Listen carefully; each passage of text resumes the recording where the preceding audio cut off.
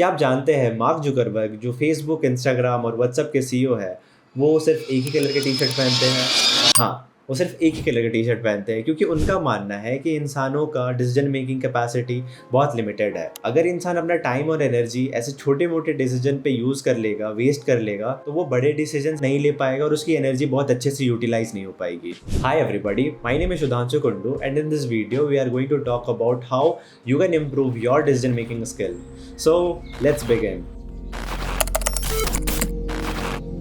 Self improvement के journey में मैं पिछले 3 साल से हूँ एंड बहुत लोगों ने मुझे अप्रोच किया, specially my friends who were seeking for my opinion and my suggestions for important decision for their life. क्योंकि मैं उनको थोड़ा गाइड कर सकता हूँ, क्योंकि मैं लास्ट 3 साल से इसके ऊपर रिसर्च कर रहा हूँ, तो मेरे पास बहुत सारे ऐसे क्वेश्चन होते हैं जो मैं उनसे पूछ सकता हूँ, जिससे उनको बहुत सारी क्लैरिटी मिलती है। एज काफ़ी लोगों ने मुझे अप्रोच किया फॉर सजेशन, मैं सोचा कि क्यों ना इसके ऊपर एक वीडियो बनाया जाए जहाँ पे मैं एक्सप्लेन करूँगा कि मैं कैसे डिसीजंस लेता हूँ और कैसे आप ले सकते हो और आप कैसे इंप्रूव कर सकते हो। But question is what exactly is decision making? Making a choice among various possible options. Imagine कीजिए जब आप जल्दी सुबह उठते हो, आपके पास बहुत सारे ऑप्शंस होते हैं। आप सुबह में एक बुक पढ़ सकते हो, आप जॉगिंग पे जा सकते हो, या फिर आप अपने फोन में इंस्टाग्राम या यूट्यूब पे वीडियो देख सकते हो। इन सारे ऑप्शंस में से एक ऑप्शन को चूज करने का प्रोसेस को ही डिसीजन मेकिंग कहते हैं। जितने भी सक्सेसफुल लोग हैं वो इसलिए सक्सेसफुल है क्योंकि उन्होंने अपने लाइफ में मल्टीपल टाइम्स सही डिसीजन लिए होंगे कि हमें ये करना है या हमें वो करना है,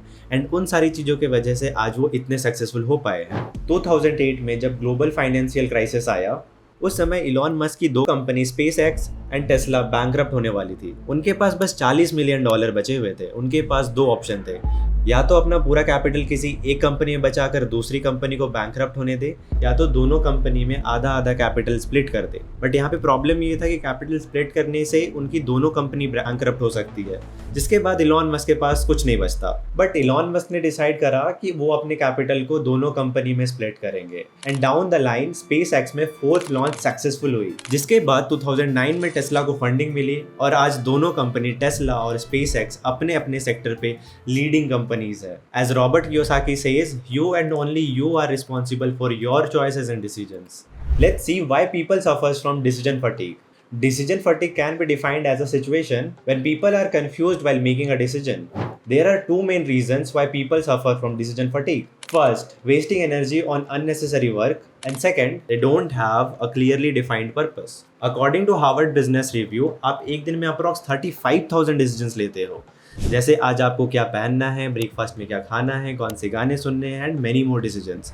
एक एवरेज इंसान जितना इन छोटी छोटी डिसीजंस लेने में अपनी एनर्जी वेस्ट करता है, उतना ही इंपॉर्टेंट डिसीजंस मेकिंग में उनकी क्वालिटीज़ डिक्रीज होती है। इमेजिन कीजिए आप कॉलेज में है, आपका कॉलेज फर्स्ट हाफ में ख़त्म हो जाता है, उसके बाद आपके पास बहुत सारे फ्री टाइम बचता है, लेकिन आपके पास एक क्लियर डिफाइंड गोल नहीं है कि उस फ्री टाइम पे आपको क्या करना चाहिए।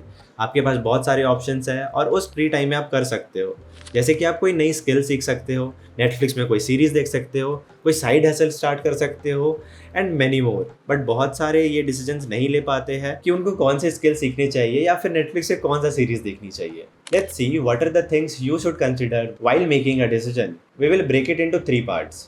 First, clarify the goal or problem. Second, evaluating the alternatives. Third, ask yourself questions. कोई भी डिसीजन लेने से पहले आपको अपने गोल या प्रॉब्लम को क्लैरिफाई करना है, अपने गोल या प्रॉब्लम को अच्छे से समझना है और खुद से कुछ सवाल करना है। क्या ये यही जो मुझे चाहिए?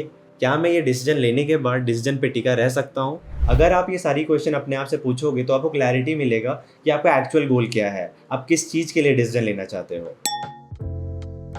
इस स्टेप में आपको चेक करना है कि आपके पास क्या अदर ऑप्शंस अवेलेबल है जिसे आप अपने गोल तक पहुंच सकते हो या आप अपने प्रॉब्लम सॉल्व कर सकते हो, एंड देन आपको ऑप्शंस के प्रोज और कॉन्स को कंपेयर करना है, एज वेल एज आपको ऑप्शन को सेलेक्ट ना करने का कंसिक्वेंसेस भी चेक करना है, क्योंकि जो भी आज आप डिसाइड करते हो या फिर जो भी आप डिसीजन लेते हो उसके कंसिक्वेंसेस होते हैं, उन सारी चीज़ों को भी आपको ही समझना पड़ता है।